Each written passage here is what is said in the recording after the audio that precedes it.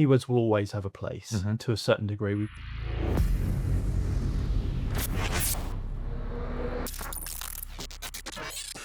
Hi there and welcome to From Ideas to Results. We are going to be exploring everything in the world of paid. James is with us and we're going to dive straight in. Enhanced ad review process. What's going on here? So basically this is making advertisers more aware of what Google does to validate violations within the accounts. Basically has a mix of AI approaches and also human intervention. So It's just that reassurance from an advertiser's point of view that this is not just a black box, let the AI, the algorithms do things. There is human intervention, and it's basically Google needs to address any advertiser concerns around account suspensions. So we get a bit more feedback.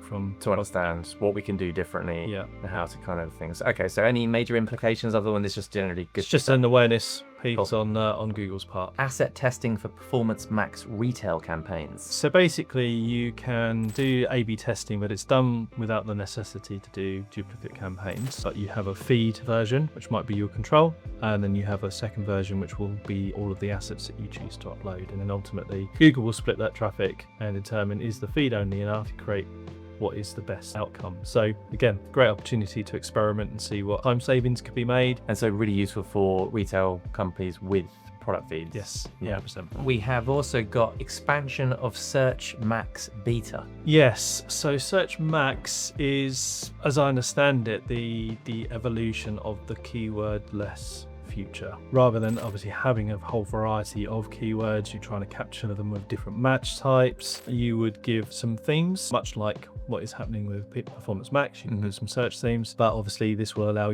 Google to roll them out into the account and try and find new, improved, automated ad optimizations just with those kind of prompts. And you touched upon the topic there, you said about the world with no keywords. Do you feel that's where that market's headed, where we're going to have almost no sort of ability to select specific keywords, but we're going to go, these are the customer types, this is the sort of contextual pieces that we're looking for, set some parameters, then it will go away and do that keyword selection for you? Keywords will always have a place to a certain degree. We might not need highly segmented accounts and capturing thousands of keywords. You might just need a theme, a selection of keywords to say, this is what I'm after. You define your audiences. That could be at the level of affinity or in-market audiences, but it really does play into your first-party data. And that's really where we need to evolve more than ever, is capturing the customer data to help provide those additional signals of what does this advertiser's client look like, and tie that in with the keywords or the themes, as it were, and then that's the future, I feel.